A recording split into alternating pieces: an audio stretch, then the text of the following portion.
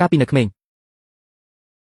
ខ្ញុំជាចុងភៅដ៏ចំណានប្រចាំផ្លូវនេះក្រោយប្រពន្ធស្លាប់ខ្ញុំក៏លក់ហាងចោលធ្វើជាឪពុកផងនិងម្ដាយផងចិញ្ចឹមកូនប្រុសតតែធំដឹងក្តីលោកតាខ្ញុំចង់ញ៉ាំមីបានតាដួសឲ្យជើណា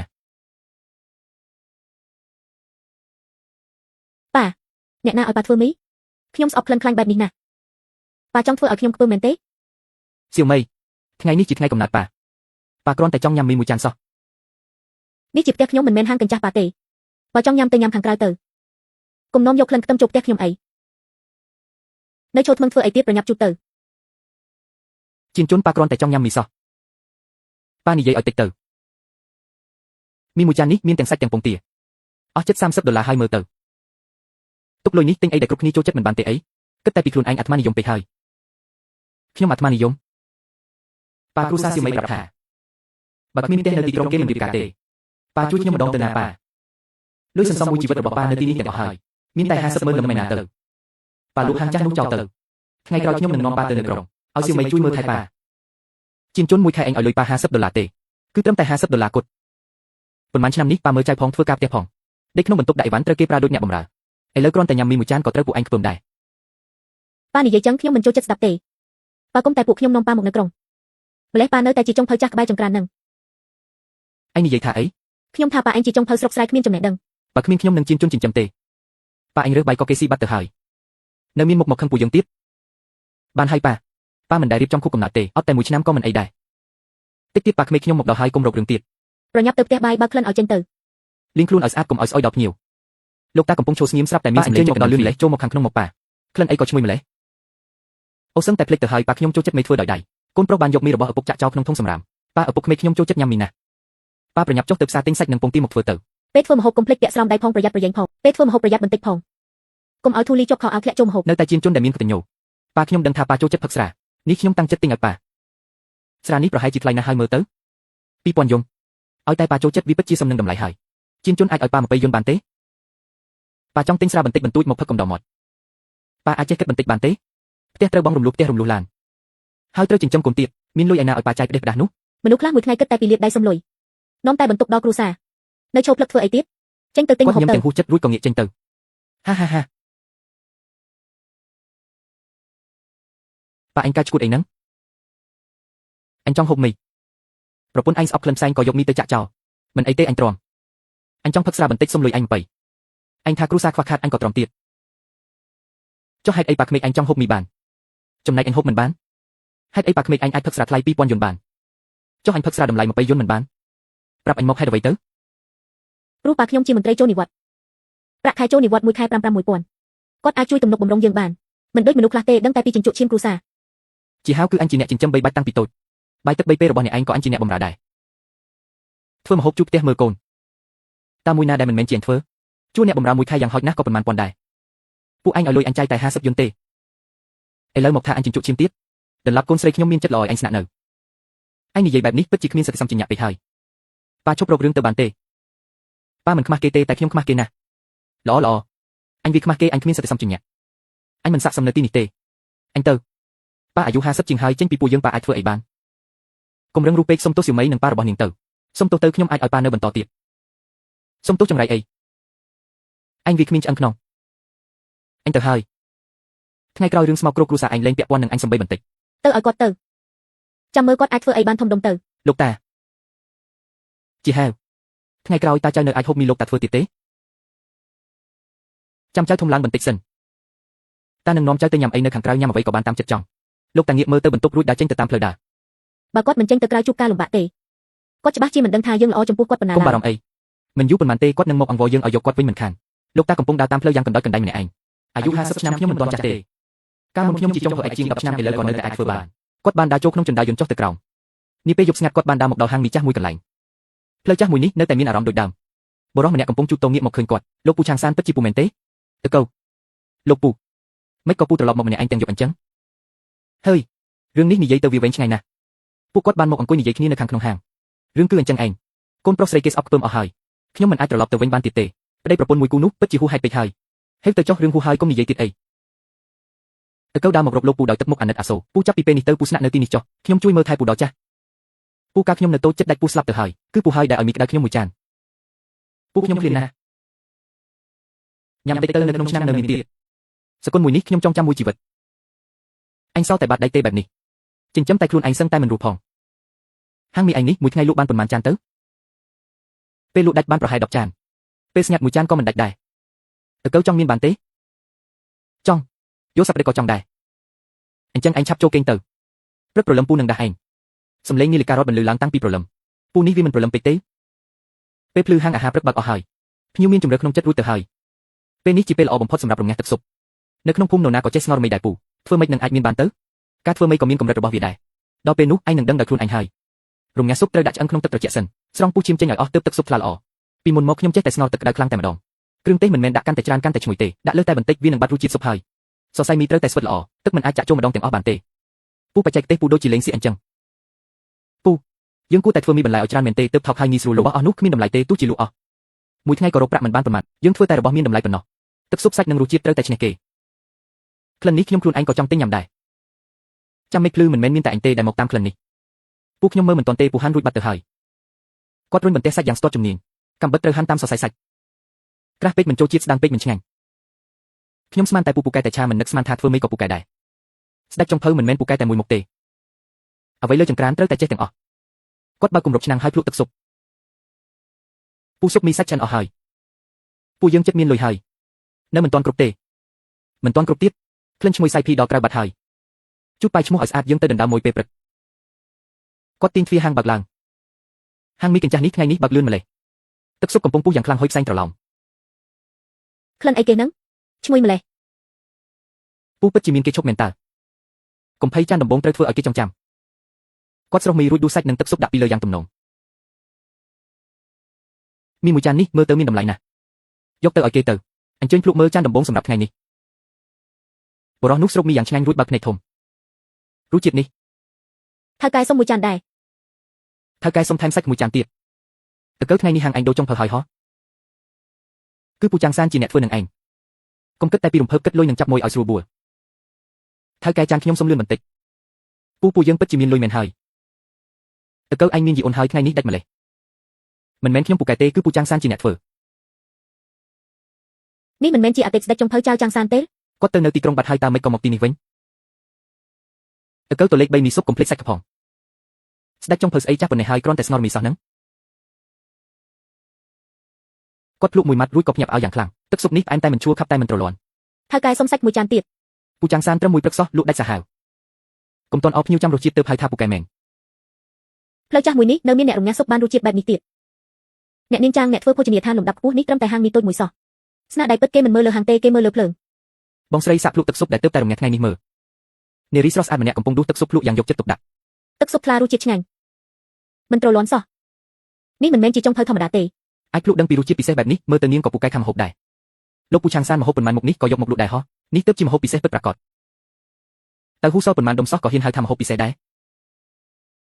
នេះមិនមែនជាតើហ៊ូធម្មតាទេវាជាទឹកដែលទុកយូរឆ្នាំមកហើយ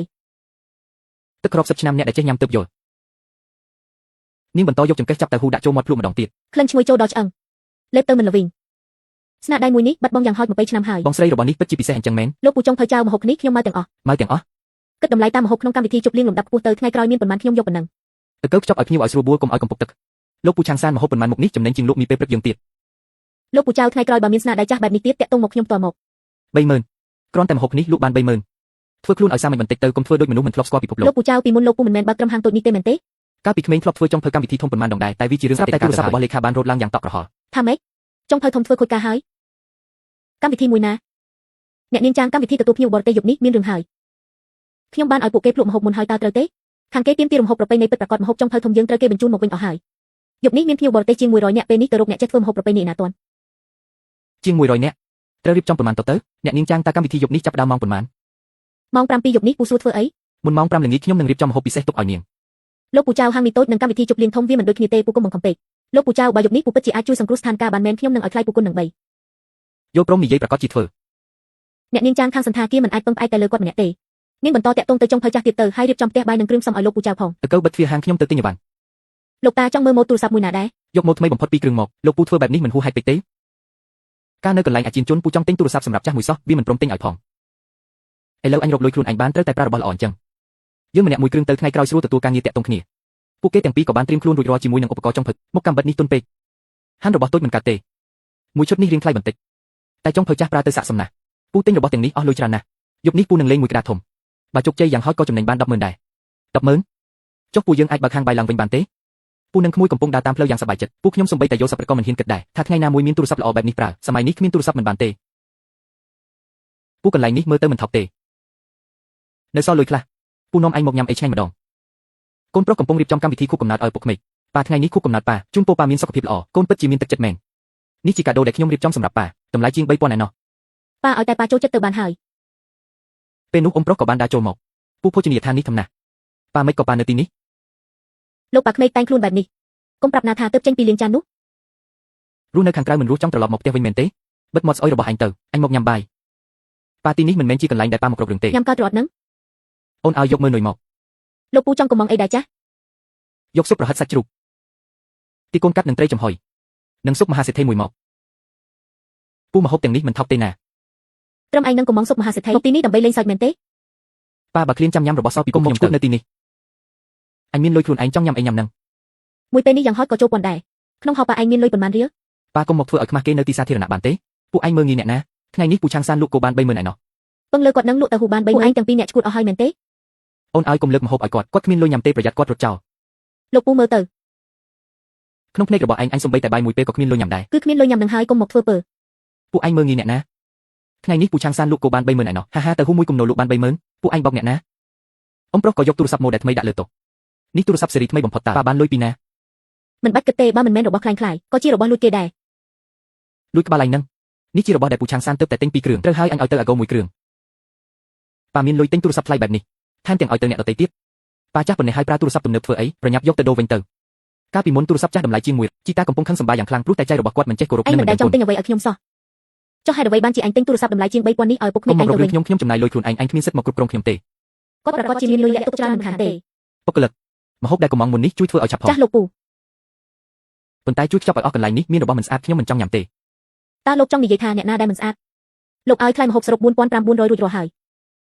កាលពីមុនគេថាគាត់គ្មានលុយចាយសោះប៉ាឈួតហើយរឿយញ៉ាំបាយតែប៉ុណ្ណឹងចាយលុយច្រើនម្ល៉េះសពខ្លួនឯងហើយមើលទៅទើបហ៊ានចាយបែបនេះខ្ញុំរកលុយបានរាប់ម៉ឺនក្នុងមួយថ្ងៃចុះការចំណាយប៉ុណ្ណេះវាច្រើនត្រង់ណាទៅជីតាគាត់លក់មីនិងសាច់គោនៅពេលព្រឹកហើយរកបានលុយច្រើនណាស់គាត់គ្រាន់តែជាមេចុងភៅចាស់គ្មានចំណេះដឹងមួយរូបសោះក៏អាចរកបានរាប់ម៉ឺនដែរឬខណៈពេលកំពុងជេរគ្នាក្តៅគុកស្រាប់តែមាននារីម្នាក់ចូលមកបង្ហាញខ្លួនលោកចាងមិនបាននិយាយកុហកទេសាច់គោដែលគាត់ធ្វើនៅថ្ងៃនេះគឺខ្ញុំជាអ្នកទទួលទិញផ្ទាល់តើអ្នកជានរណាខ្ញុំឈ្មោះចាងឡានស៊ីនមកពីក្រុមហ៊ុនចិនវៃលោកចាងអាហារសម្រាប់ល្ងាចនេះខ្ញុំបានរៀបចំទុកដាក់រួចរាល់អស់ហើយ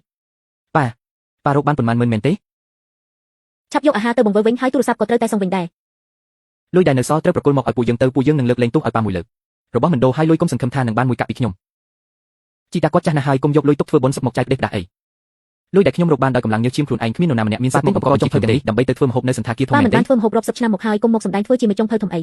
ប៉ានឹងបង្ហាញឲ្យអ្នកទាំងអស់គ្នាឃើញថាប៉ាពិតជាអាចធ្វើបានបើហ៊ានមើលងាយជីតាទៀតខ្ញុំមិនទុកឲ្យអ្នកឯងបានសុខទេជីតារបស់ឯងមិនមែនជាមនុស្សធម្មតាទេឆាប់សុំទោសគាត់ទៅនៅតែទាន់ពេលមេចុងភៅចាស់ដែលមិនស្គាល់ខុសត្រូវក៏ហ៊ានបង្កប់ឲ្យខ្ញុំសុំទោសដែរគាត់ចង់ទៅណាក៏ឲ្យគាត់ទៅចុះបើមានបញ្ហាអ្វីកុំមកពឹងពួកយើងកុំឲ្យខាត់ពេលជីតាតើយើងនឹងទៅចំអិនអាហារសម្រាប់មនុស្សជាង100នាក់នឹងបង្ហាញឲ្យឃើញថាមេចុងភៅអាជីពគេធ្វើម្ហូបបែបណាមុខម្ហូបត្រូវបានបដិសេធម្ដងទៀតដោយសារតែមិនមានរសជាតិស្តង់ដារពេលវេលាកាន់តែជិតដល់ហើយភ្ញៀវកំពុងរងចាំភ្លក់អាហារសូមឲ្យអ្នកជំនាញខាងក្នុងជួយមើលបន្តិចលោកចាងនេះគឺជាអ្នកជំនាញដែលលោកនាំមកជីតាកន្លែងនេះធំជាងហាងតូចរបស់យើងឆ្ងាយណាស់កុំទាន់អារំខានយកម្ហូបដែលគេបដិសេធនោះមកឲ្យខ្ញុំមើលសិន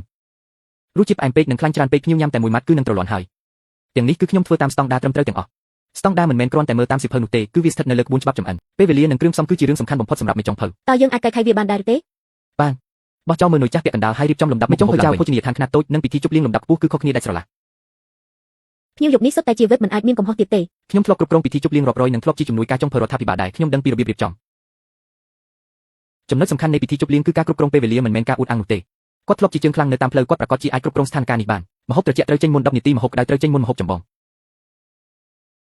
កុំចាក់ស្អុះស្អាប់បញ្ចូលគ្នាទាំងអស់ក្នុងឆ្នាំងតែមួយយកហើយវិធីនេះពិតជាមានប្រសិទ្ធភាពជាងមើលនុយដាមែនលោកពូចង់ឲ្យខ្ញុំធ្វើអ្វីបន្តទៀតសាច់សម្រាប់ធ្វើប្រហិតមិនអាចកិនដោយម៉ាស៊ីនបានទេប្រហិតសាច់ត្រូវមានសភាពទន់តែមិនបែកម៉ាស៊ីនគឺគ្មានវិញ្ញាណទេរសជាតិនេះពិតជាស្រស់ថ្លាជាងលើកមុនឆ្ងាយណាស់កុំប្រញាប់ពេកបើភ្លើងខ្លាំងពេកស៊ុបនឹងខូចរសជាតិភ្ញៀវនឹងមិនពេញចិត្តឡើយកុំបើគម្រប់កុំឲ្យក្លិនឈ្ងុយវាហើរអស់ មេចុងភៅចៅខ្ញុំបានកែសម្រួលទឹកស៊ុបថ្មីសូមលោកសាឡបងមើលទឹកស៊ុបនេះប្រើបានចាំទុកថាម្ហូបបុរាណមិនមែនផ្ដោតតែទៅលើខ្លាញ់ឬគ្រឿងទេសទេតែគឺស្ថិតនៅលើភាពនឹងណោពួកយើងពិតជាគោរពលោកហើយ ម្ហូបប្រហិតសាច់ដ៏ឈ្ងុយឆ្ងាញ់ត្រូវបានដាក់ជូនភ្ញៀវវេប ម្ហូបនេះមានរសជាតិបែបដើមតំបន់ពិតមែន បន្តមកម្ហូបបន្ទាប់ទៀតក្រុមចុងភៅបានទទួលបញ្ជាគឺត្រូវធ្វើតាមលំដាប់លំដោយរបស់មេចុងភៅចៅ ត្រូវតាមការវិភាគកុំឲ្យខុសចង្វាក់ឲ្យសោះ ម្ហូបក្រោយមកនេះរសជាតិល្អប្រសើរជាងមុនច្រើនណាស់លើកនេះជោគជ័យហើយ មេចុងភៅចៅពិតជាកំហុសខ្ញុំហើយខ្ញុំសុំទោសរឿងសំខាន់បំផុតគឺធ្វើឲ្យភ្ញៀវញ៉ាំឆ្ងាញ់ភាពតានតឹងត្រូវបានរំសាយពួកគេរៀបនឹងសម្រាប់ មេចុងភៅចៅអរគុណខ្លាំងណាស់សម្រាប់ការជួយសង្គ្រោះមួយនេះខ្ញុំពិតជាមើលរំលងសមត្ថភាពពិតរបស់លោកមែន ម្ហូបមិនទាន់ចេញអស់ទេកុំទាន់អាលអរគុណ ភ្ញៀវនៅទៅវេបបានកុំងម្ហូបបន្ថែមមួយមុខដែលជាម្ហូបបុរាណបាត់មុខយូរហើយពួកយើងគ្មានក្នុងបញ្ជីមុខម្ហូបផង នេះគឺជាមុខម្ហូបគូស៊ុបសរសៃមាសគឺដែលលែងមានអ្នកធ្វើជាង20ឆ្នាំមកហើយ តើអាចបដូរជាម្ហូបផ្សេងដែលស្រដៀងគ្នានេះបានទេ មិនអាចទេភ្ញៀវកំពុងតែស្វែងរករសជាតិពីអតីតកាលរបស់គាត់វិញនៅក្នុងផ្ទះបាយដ៏មានញឹកនេះគ្រប់គ្នាហាក់លោកយ៉ាវពេលវេលាវិចិត្រដល់ហើយឯងនៅយឺតយ៉ាវធ្វើអីទៀតមុខម្ហូបមួយនេះត្រូវការកាំបិតច្រើន ភ្ញៀវ ណាស់ នៅទៅធំកំពុងរងចាំខ្ញុំទុកពេលឲ្យលោកត្រឹម20នាទីទៀត 20នាទីគ្រប់គ្រាន់ហើយលោកយ៉ាវបើកាបូបយកកាំបិតដ៏មុតស្រួយរបស់លោកចេញមកយកទៅហ៊ូសាច់មាន់សាច់ក្រកនិងទឹកស៊ុបមកឲ្យខ្ញុំភ្លាមមក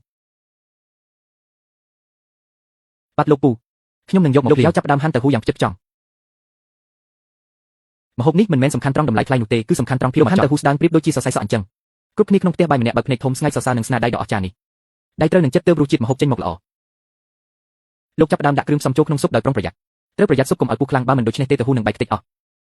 ដៃខ្ញុំញ័រអស់ហើយខ្លាចតែធ្វើខូចការរបស់លោកពូសាច់ក្រកជួយឲ្យមានក្លិនក្រអូបចំណែកសាច់មាន់ជួយឲ្យស៊ុបមានរសជាតិផ្អែមស្រទន់ស៊ុបនេះពិតជាមានរសជាតិពិសេសណាស់មិនប្រៃពេកមិនឆ្អាបគឺមានទល់ឲ្យភាពល្អឥតខ្ចោះរួចរាល់ហើយលើកវាទៅដាក់ជូនភ្ញៀវភ្លាមទៅតែត្រូវប្រយ័ត្នកុំឲ្យវាញ័រ ភ្ញៀវយ៉ាងប្រណីត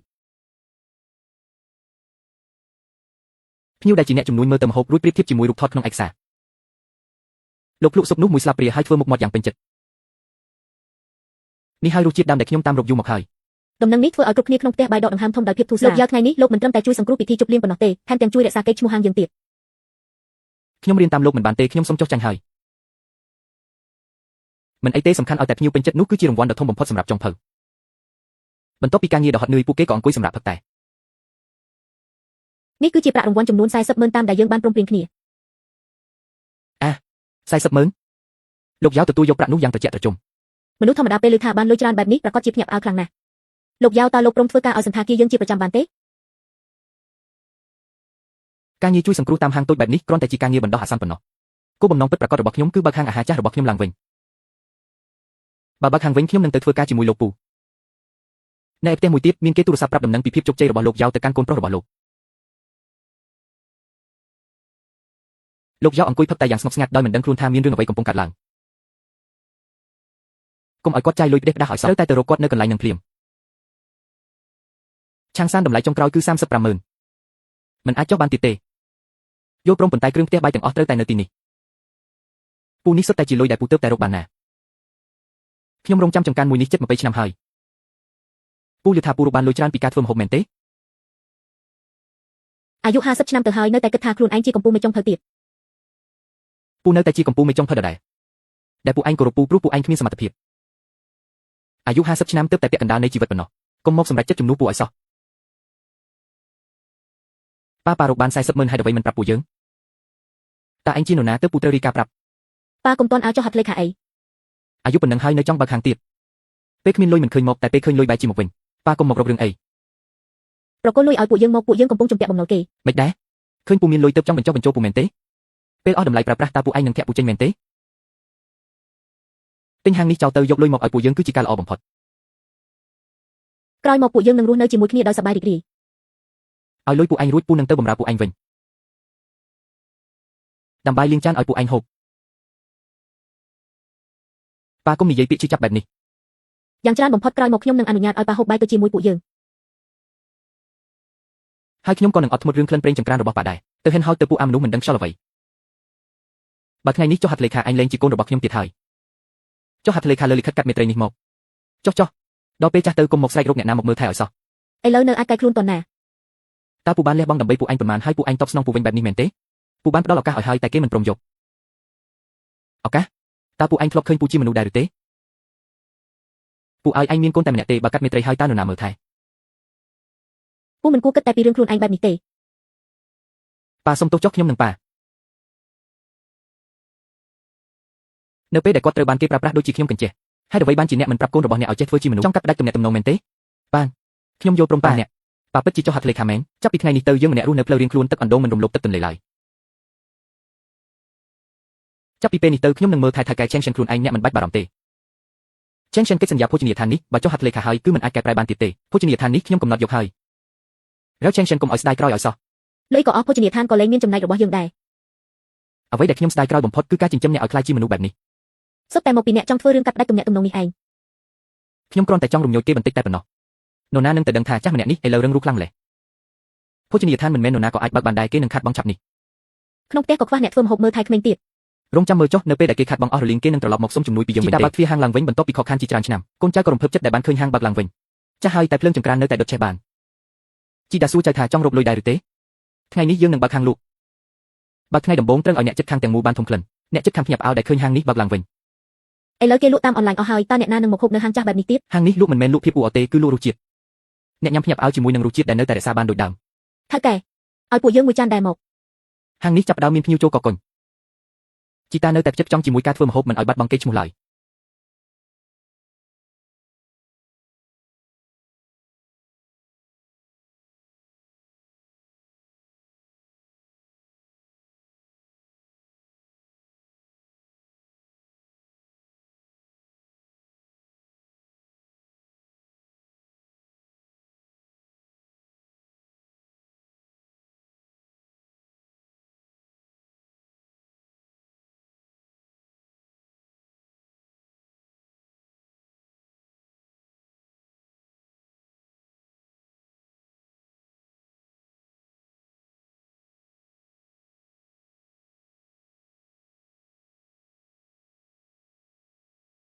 លោកចាងយប់ស្អែកមានកម្មវិធីជប់លៀង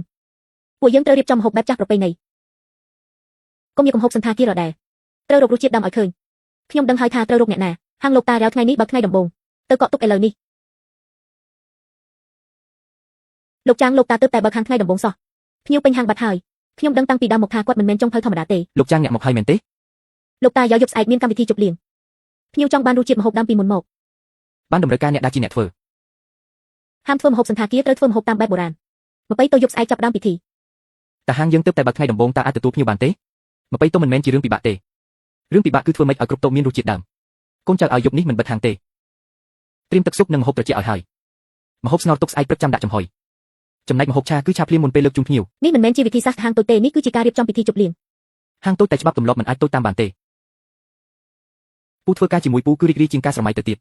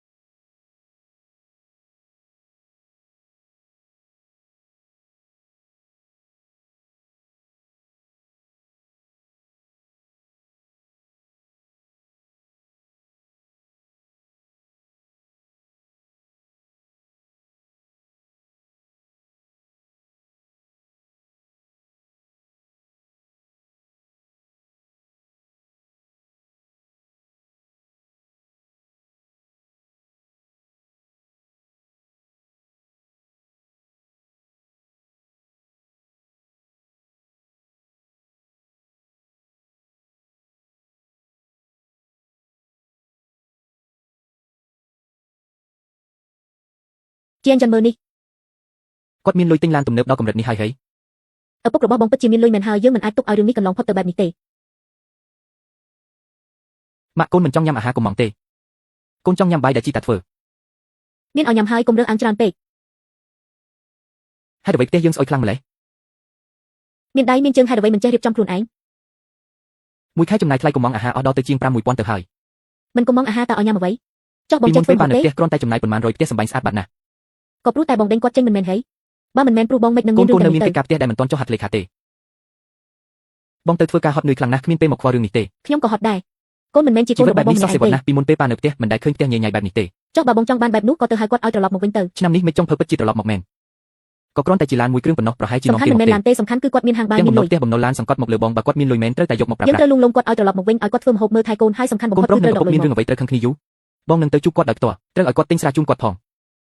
បើមិនហ៊ានលះបង់ធ្វើម៉េចនឹងចាប់ខ្លាបានត្រូវតែលួងលោមគាត់ឲ្យ ត្រូវ បាន និយាយសម្ដីឲ្យគួរសមបន្តិចកុំឲ្យតែទៅដល់ដាច់ខាតត្រូវតែសម្រួលពិតជាចង់ជួបជីតាណាកូនចង់ញ៉ាំបាយដែលជីតាធ្វើ កូនកុំនិយាយច្រើនពេកចាំមើលម៉ាក់រៀបចំទាំងអស់ មានមនុស្សចូលតម្រង់ជួច្រើនណាស់ហាងបាយរបស់ប៉ាពិតជាល្បីខ្លាំងមែនមកញ៉ាំបាយត្រូវតម្រង់ជួកុំចេះតែរុញ តម្រង់ជួអ្វីទៅម្ចាស់ហាងខាងក្នុងគឺប៉ាក្មេករបស់ខ្ញុំ លោកចាងយើងបានស៊ើបអង្កេតឃើញថាយ៉ាវយៀនយន់គឺជាអ្នកគ្រប់គ្រងផ្នែកទីផ្សារនៃសាខាក្រុមហ៊ុនចំណែកជីឈីមីគឺជាកណ្ដេឲ្យកនៅសាខាក្រុមហ៊ុនជាមួយគ្នា ពិ ដែរ បាកឆ្ងល់ខ្លាំងណាស់ដែលពួកគេហ៊ានស៊ើបអង្កេតបន្ថែមទៀតកុំឲ្យតែមើលឃើញត្រឹមតែផ្ទៃខាងក្រៅ យ៉ាវយៀនយន់បានទទួលលុយក្រៅផ្លូវការពីអតិថិជនជាច្រើនភស្តុតាងមានគ្រប់គ្រាន់ហើយជីឈីមីក៏ជាអ្នកជួយសម្រួលក្នុងផ្នែកហិរញ្ញវត្ថុផងដែរ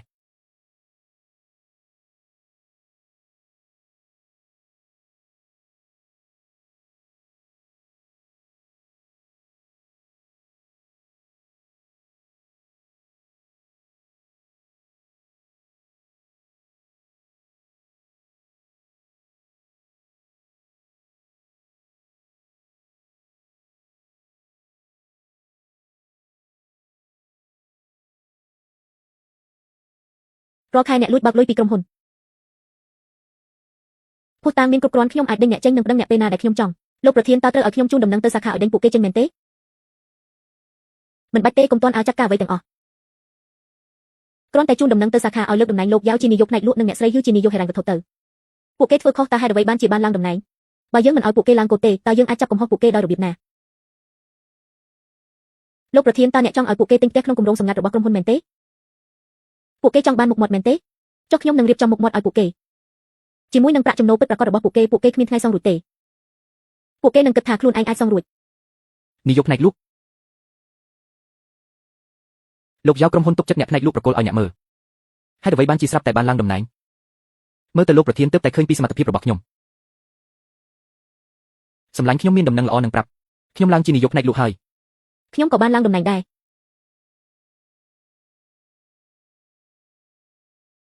យើងចិត្តដល់ថ្ងៃបដូរជោគវាសនាហើយយប់នេះយើងនឹងរៀបចំគម្រោងទិញផ្ទះធំ ប្រាក់ខែខ្ញុំឡើងដល់1 លានហើយ ប្រាក់ខែខ្ញុំក៏ឡើងដែរឆ្នាំនេះរកបាន2 លានមិនមែនជាសុបិនទៀតទេ ទើបតែសមជាអ្នកមាន ផ្ទះចាស់នេះខ្ញុំមិនចង់រស់នៅទៀតទេ បើលុយដាក់កក់មិនគ្រប់ក៏លក់ផ្ទះចាស់នេះចោលទៅ លោកយ៉ាវនេះជាផ្ទះគម្រោងសម្ងាត់របស់ក្រុមហ៊ុនល្អបំផុតសម្រាប់អ្នកទាំងពីរនេះហើយជាផ្ទះដែលខ្ញុំត្រូវរស់នៅ មិនអីទេប្រាក់ចំណូលយើងគ្រប់គ្រាន់ ចាំមើលមុខឪពុកអ្នកឲ្យច្បាស់ថាតើតែដើរតាមអ្នកណាទើបមានជីវិតល្អបើជិះឡាននេះចេញទៅអ្នកណាហ៊ានមើលងាយយើងទៀត សម្ពាធបងរំលោះផ្ទះនឹងឡានហាក់ដូចជាច្រើនពេកហើយ អ្នកជានាយកហើយកុំខ្លាចរឿងលុយបន្តិចបន្តួចនេះ រួចរាល់ហើយលោកអាចបើកឡានចេញទៅបាន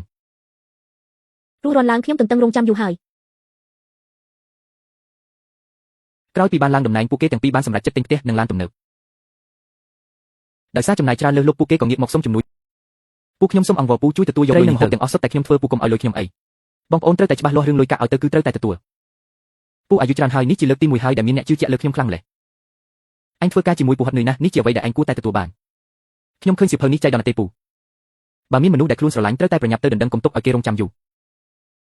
ពូពិតជាស្រឡាញ់ខ្ញុំជាងឪពុកបង្កើតទៅទៀត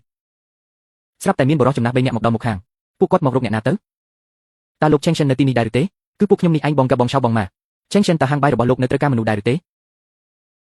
ពូតើអ្នកទាំងនេះជានរណាទៅពួកគេសុទ្ធតែជាបងប្អូនដែលធ្លាប់ចំអិនម្ហូបជាមួយពូកាពីមុន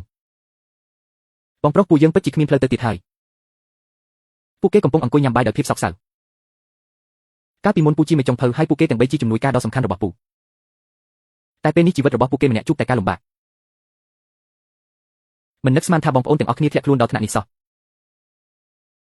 ចាប់តាំងពីបិទហាងបាយមកពួកយើងក៏បាត់បង់ចម្រោកខ្ញុំទៅធ្វើការសំណងរហូតរងរបួសជើងឯខ្ញុំវិញកូនទាំងពីរបានលួចយកលុយកាក់អស់រាល់ថ្ងៃគ្រាន់តែជាអ្នកយាមកាមសហគមន៍ប៉ុណ្ណោះពួកអ្នកពិតជាមេចុងភៅជំនាញមែនបងប្រុសពួកយើងមិនរើសអើងការងារទេសុំតែមានបាយហូបគ្រប់គ្រាន់ក៏បានហាងបាយរបស់ពូតូចពេកមិនអាចទទួលមនុស្សច្រើនបានទេបើអីចឹងពួកយើងមិនរំខានបងទៀតទេលាហើយបងប្រុសចាំសិនពូមិនមែនចង់បដិសេធទេតែពូចង់និយាយថាបើពួកអ្នកត្រឡប់មកវិញពូនឹងពង្រីកហាងឲ្យធំជាងមុនមកជួយពូវិញមកបងប្អូនបងយ៉ាជួយកាត់ម្ហូបដូចដើមបងឆៅជួយធ្វើម្សៅនិងនំចំណីបងម៉ែជួយគ្រប់គ្រងភ្លើងនិងចម្អិនម្ហូបចុះខ្ញុំវិញពូអញគ្រប់គ្រងផ្នែកខាងមុខរាប់លុយនិងកត់បញ្ជីហាមធ្វើខុសឲ្យសោះភ្លាមនោះក៏មានទូរស័ព្ទចូលជំរាបសួរយ៉ែងចាពូឥឡូវមានកម្មវិធីជប់លៀងធំមួយ100តូប100តូបភ្ញៀវចង់ញ៉ាំអាហារបែបប្រពៃណីពូហ៊ានទទួលទេ ក្រុមការងារយើងទៅមកជុំគ្នាវិញនេះជាឱកាសល្អបំផុតដើម្បីបង្ហាញស្នាដៃ នេះគឺជាការរៀបចំកម្មវិធីដែលមានរហូតដល់100តុហើយសុទ្ធតែជាអតិថិជនសំខាន់ខ្ញុំចង់បានរសជាតិម្ហូបបែបចាស់តែត្រូវមានភាពថ្លៃថ្នូរមិនមែនហាងតូចតាចនោះទេ100តុនេះច្រើនជាងចំនួនភ្ញៀវក្នុងមួយថ្ងៃទៅទៀតទៅច្រើនមិនសំខាន់ទេអ្វីដែលគួរឲ្យបារម្ភគឺការងារក្នុងផ្ទះបាយកន្លែងទុកដាក់អាហារកន្លែងចម្អិនហើយបញ្ជីឈ្មោះអ្នកជំនួយការខ្ញុំត្រូវតែត្រួតពិនិត្យដោយផ្ទាល់គ្រប់យ៉ាងដែលជាគ្រឿងផ្សំសំខាន់អ្នកត្រូវតែប្រគល់ការទទួលខុសត្រូវមកឲ្យខ្ញុំបើខុសការងារមួយកំបិតខ្ញុំនឹងទទួលខុសត្រូវចំណែកអាហារសម្រន់និងម្ហូបចម្បងអ្នកជាអ្នកទទួលខុសត្រូវកុំឲ្យភ្ញៀវរងចាំយូរចំណែកឯអ្នកត្រូវតាមដានចង្វាក់នៃការចេញម្ហូបឲ្យទាន់តុនេះគឺជាក្រុមការងារដែលលោកប្រធានអញ្ជើញមកចាស់ពេកហើយ100តុតើពួកគេអាចទប់ទល់បានដែរឬទេពេលដែលខ្ញុំនៅជាស្ដេចចុងភៅអ្នកទាំងអស់គ្នានៅមិនទាន់ដឹងក្តីនៅឡើយទេ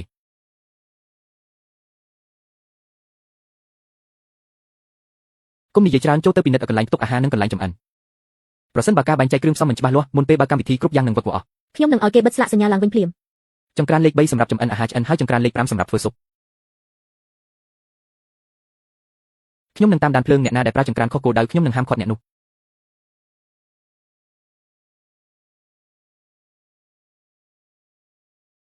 សាច់ម្ហូបនៅសល់3នាទីទៀតរងចាំសិនកុំទាន់បើកគម្របពិតជាអស្ចារ្យមែនលោកតាពិតជាបានត្រឡប់មកវិញហើយគ្រឿងផ្សំចម្បងមកដល់ហើយសរុបមានចំនួន30កេស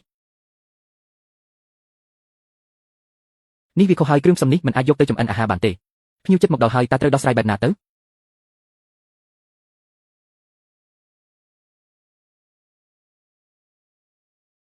បើបោកប្រាស់ភ្ញៀវគឺមិនបានទេយើងត្រូវតែផ្លាស់ប្ដូរមុខម្ហូបវិញចំពោះមុខម្ហូបនេះទោះជាទេវតាក៏មិនអាចជួយបានដែរការរៀបចំកម្មវិធីដ៏ធំមិនមែនអាស្រ័យលើបរិមាណនោះទេគឺអាស្រ័យលើស្នាដៃដៃចូលអ្នកកាត់សាច់មាន់រៀបចំធ្វើម្ហូបតាមវិធីថ្មីរៀបចំម្ហូបសម្រន់ពិសេសដើម្បីដាក់នៅតាមទៅជូនភ្ញៀវចូលរៀបចំចម្អិនស៊ុបឲ្យបានល្អរាល់នាទីគឺសំខាន់បំផុតកុំឲ្យមានកំហុសការជ្រើសរើសគ្រឿងផ្សំតូចគឺជាអ្វីដែលបង្ហាញពីកម្រិតនៃភាពប៉ិនប្រសប់ហេតុអ្វីបានជាក្លិនវាឈ្ងុយឆ្ងាញ់ខ្លាំងយ៉ាងនេះនេះមិនមែនជាការសង្កួសទេនេះជាមុខម្ហូបថ្មីកែឈ្មោះថាឆាងសានយីភីនកូលើកឡើងលើតុជុំទី1ត្រូវតែនឹងនរណាស៊ុបនេះពិតជាមានរសជាតិយូរឆ្នាំមែនតើអ្នកណាជាមេចុងភៅសាច់ទន់ស៊ុបឆ្ងាញ់បើលោកពេញចិត្តទៅបានហើយមិញនេះខ្ញុំមើលច្រឡំហើយចាំលើកកំហូបរួចសឹមនិយាយគ្នាលោកចៅវាយពិធីជប់លៀងនេះលោកសង្គ្រោះវាបានហើយលោកពូ2លាន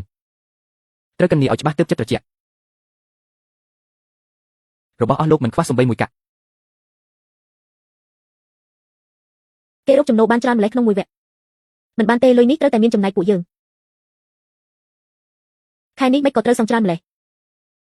ប្រាក់រង្វាន់ក្រុមហ៊ុននៅមិនទាន់ចូលទេពួកអ្នកមិនមែនឡើងតំណែងហើយមែនទេគេរកលុយបានច្រើនមិនខ្វល់ពីជីវិតពួកយើងសំបីបន្តិចខ្ញុំនឹកលោកតាហ៊ូហើយបន្លំទិននៃទិញទំនិញសុទ្ធតែមានហត្ថលេខាការផ្ទេរប្រាក់ក៏ត្រូវគ្នាដែរទុកឲ្យពួកគេអន្តែតអណ្ដូងយូរហើយគ្រប់គ្រាន់ហើយពួកគេមកឥឡូវនេះកញ្ញាឲ្យច្បាស់មួយជំហានម្ដងលោកចៅវាយប្រាក់រង្វាន់ត្រូវបានអនុម័តហើយមើលនេះសិនទៅនេះមានន័យថាម៉េចអ្នកគុតគង់ខ្លាំងៗគឺជាអ្នកបំពេញមែនទេខ្ញុំមិនដឹងទេគឺជាគេទេដែលឲ្យខ្ញុំចុះហត្ថលេខាលោកកំពុងរុញកំហុសមកលើខ្ញុំមែនទេទាំងអស់នេះគឺត្រូវសងយើងឯណាមានលុយច្រើនម្លេះពេលចាយលុយមិនមែនថាសប្បាយចិត្តខ្លាំងណាស់ទេលោកចៅវាយសូមឲ្យឱកាសយើងម្ដងទៀតឱកាសធ្លាប់ឲ្យហើយគឺជាពួកអ្នកដែលមិនយកពួកគេអស់ផ្លូវដើរត្រូវគេបិទលិខិតទៅបើមិនសងថ្លៃសេវាទេគឺត្រូវកាត់ផ្តាច់សេវាកម្មហើយមិនមែនថាក្រុមហ៊ុននេះមានស្ថិរភាពហើយមែនទេក្រុមហ៊ុនកំពុងទាមទារលុយហើយឡានក៏ត្រូវរឹបអូសដែរទាំងអស់គឺដោយសារតែប៉ាគាត់មានលុយហើយតើទៅមើលថាតើគាត់មានលុយប៉ុន្មានទៅរកគាត់ទៅចូលទៅសុំទោសសិនគាត់មិនឲ្យយើងទេទូយំក៏ត្រូវតែយំឲ្យចេញដែរសុំលុយចាយឲ្យបានសិនមនុស្សក្នុងគ្រួសារតែមួយសុំទោសគ្នាមិនមែនជារឿងគួរឲ្យខ្មាស់យន្តទេតើយើងមកជប់ជីតាឬមកសុំលុយថ្ងៃនេះទូទាត់លុយឲ្យអ្នកកំដរហាងសិនប៉ាពិតជាមានជីវិតសុខស្រួលណាស់ណាជីតាចៅប្រុសហូបបាយហើយឬនៅកុំមកធ្វើជាចិត្តល្អអីថ្ងៃនេះប៉ាត្រូវតែសងលុយពួកយើងប៉ាយើងខុសហើយកូនឲ្យចៅហូបបាយសិនរឿងចាស់ទុំចាំនិយាយគ្នាក្រោយញាតិមិត្តឲ្យកាលពីមុនខ្ញុំនិយាយខ្លាំងដាក់អ្នកនិយាយតែរឿងសំខាន់ទៅយើងលែងមានលទ្ធភាពរស់ទៀតហើយប៉ាផ្ដល់ឲ្យ20,000ក្នុងមួយខែចាត់ទុកថាជួយសម្រួលពួកយើងទៅចុះកាលពីកាត់កោគ្រួសារពួកអ្នកចុះហត្ថលេខាលឿនណាស់ ប៉ាមានលុយច្រើនដល់ថ្នាក់នេះហើយនៅមកគិតតូចគិតធំជាមួយពួកយើងទៀត នេះជាលុយរបស់ហាងមិនមែនជាកាកសំណល់របស់ពួកអ្នកទេប៉ាខ្ញុំគឺជាកូនបង្កើតរបស់ប៉ាណាបង្កើតមែនប៉ុន្តែមិនគួរយកប៉ាមកធ្វើជាការបូបលុយទេពូមានភ្ញៀវនៅរោងចាំខាងមុខរឿងហូបចុករបស់ចៅខ្ញុំជាអ្នកគ្រប់គ្រងឯលុយគឺមួយសេនក៏គ្មានដែរ មើលចុះជីតាមានលុយហើយសំបីតែចៅបង្កើតក៏មិនខ្វល់ មកបង្កចំនួនទៀតហើយចង់បានលុយត្រូវចេះរកខ្លួនឯង ប៉ារកបាន2លានឲ្យតែ20,000មានបញ្ហាអ្វី កុំស្រែកនៅទីនេះកុំស្រែកហាងបើករកស៊ីមិនចិញ្ចឹមមនុស្សដែលចូលចិត្តបិទឈាមអ្នកដទៃទេប៉ានឹកជីតាមកហូបបាយបានជានិច្ចជីតាកុំខឹងនឹងចៅអីជីតាមិនបន្ទោសចៅទេ កុំមកធ្វើជាខ្មាស់អៀននៅទីនេះប្រើវិធីរឹងមិនបានគឺត្រូវប្រើវិធីទន់វិញម៉ាក់ខ្ញុំមិនឈឺទេ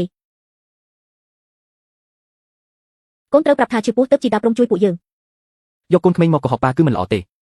មិនមែនកុហកទេទៅសុំលុយមក របស់ខ្ញុំអាចបើកឲ្យបានតែលុយគឺត្រូវសងជាមុនឯកសារពេទ្យនេះសរសេរគួរឲ្យខ្លាចណាស់អ្នកចាស់ទុំឃើញគឺពិតជាភ័យខ្លាចមិនខាន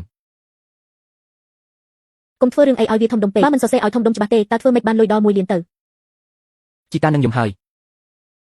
ស្ដាប់បងឲ្យល្អបន្ទាប់ពីនេះយើងនឹងបានរស់នៅក្នុងផ្ទះធំជាងនេះប៉ាជួយសង្គ្រោះជាហេវផង កូនយ៉ាងម៉េចទៅហើយ មន្ទីរពេទ្យប្រាប់ថាត្រូវតែវះកាត់ជាបន្ទាន់ត្រូវការលុយដល់ទៅ1លាន ជាហៅតាកូនឈឺនៅត្រង់ណារកលុយមកសិនទៅកុំទុកឲ្យកូនចាំយូរអេគូទៅរៀបចំឡានសិនទៅតើយើងមិនគួរតែសួរឲ្យច្បាស់សិនទេ អ្នកចង់សម្លាប់កូនរបស់ខ្ញុំមែនទេ ជីតាតាមពិតទៅ កូនឈឺក្បាលវិលមុខហើយកុំស្ដាប់សម្ដីគេអី បើឈឺក្បាលវិលមុខគួរតែទៅមន្ទីរពេទ្យមិនមែននៅទីនេះទេ មន្ទីរពេទ្យណាក៏មិនមែនជារឿងរបស់អ្នកដែរកុំមករំខានរឿងអ្នកអតីអីបើកូនឈឺពិតមែនខ្ញុំនឹងរៀបចំគ្រូពេទ្យជំនាញមកពិនិត្យដោយផ្ទាល់លោកច័ន្ទមើលឯកសារនេះទៅលោកច័ន្ទលុយអាចរៀបចំបានអញ្ចឹងឆាប់ទេមកឲ្យខ្ញុំមកប៉ុន្តែលុយនេះត្រូវផ្ញើទៅមន្ទីរពេទ្យដោយផ្ទាល់ មិនចាំបាច់រឿងច្រើនបែបនេះទេមែនទេ ខ្ញុំស្គាល់អ្នកខាងមន្ទីរពេទ្យចាំខ្ញុំទូរស័ព្ទសួរឲ្យច្បាស់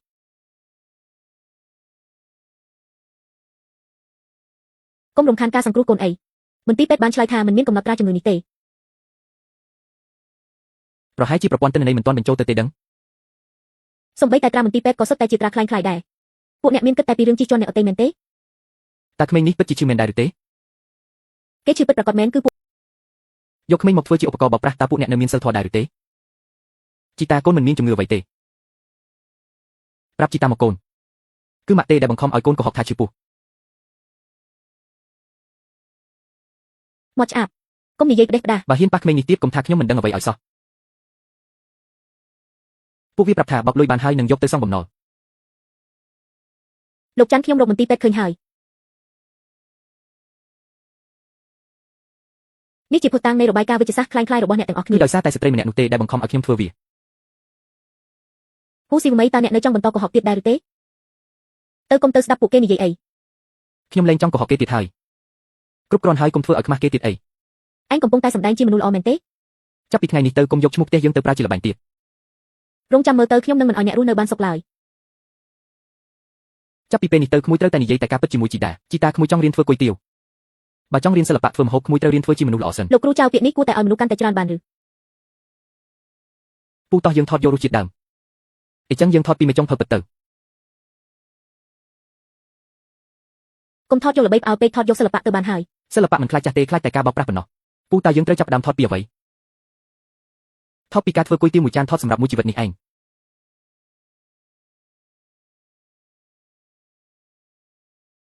ជីតាតើត្រូវច្របាច់ម្សៅនេះយូរប៉ុណ្ណាទៅ